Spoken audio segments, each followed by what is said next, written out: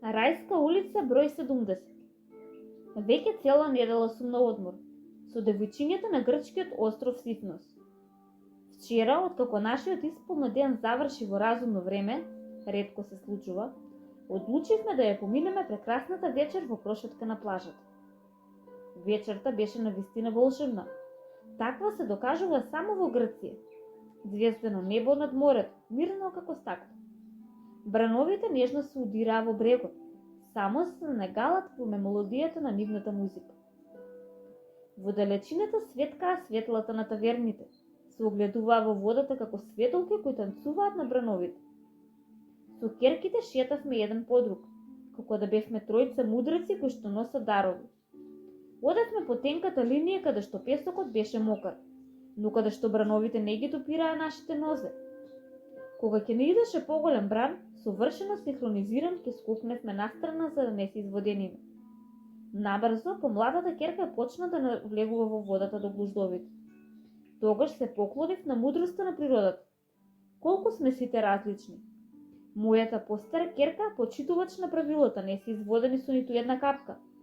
Мојата помлада керка, која нема време за правила, постојано газеше во водата, а ние постојано моравме да внимаваме на неа. Со едното дете во вода, а другото надвор, продолжив да шетам по брегот, минувајќи покрај чадорите. Некои беа луксузни и попрефинети, како убаво облечени модерни луѓе на коктел забава во врвни ресторани, со елегантни рачки ставени во платнени фултроли. Другите чадори беа пообични, како лежерни боеми кои не можат да ги поднесат луксузните соседи, но сепак сите беа чудни. Исто како во животот, се е во совршена хармонија, се додека чувството за хармонија потекнува внатре во вас. Кога повеќе немаше чадори и кога малите почнаа да се уморуваат, започна зажалењето. Тогаш волшебството вмеша прсти. Имаше помалку светла, а повеќе звезди. Само неколку колиби беа подредени покрај плажата. Една од нив, најмала, но и најпривлечна, имаше осветлен знак.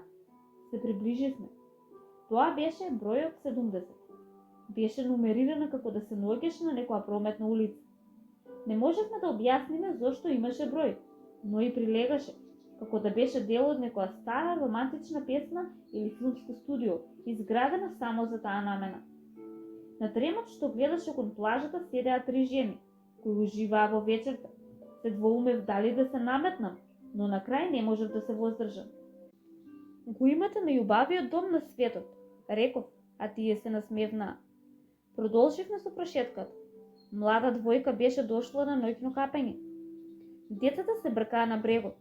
Малку подолу, неколку групи туристи уживаа во вечерта во последните таверни на плажата. Сите зборуваа тивко и во созвучие со ноќниот мир. Сите беа стопени со невообичаениот пейсаж. Продолживме да шетаме, да раскажуваме приказни под милиарди ѕвезди.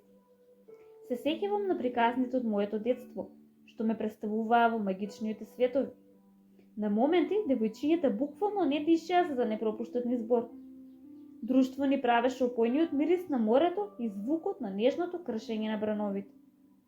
На враќање застанавме кај модерните чадори и ги нарачавме омилените безалкохолни коктели на девојчињата.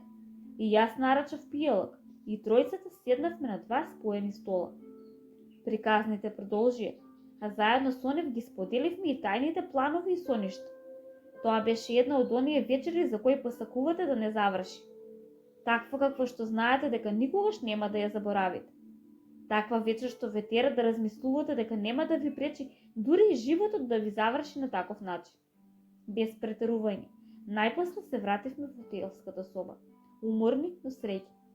Ја прочитавме приказната за кралот и волшебникот и сите заспавме, речиси истовремено. Тоа беше вечер како од соништата, па дури како од рајот, како колибата на Новсипа со незиното волшебство, колибата на Рајска улица број 70.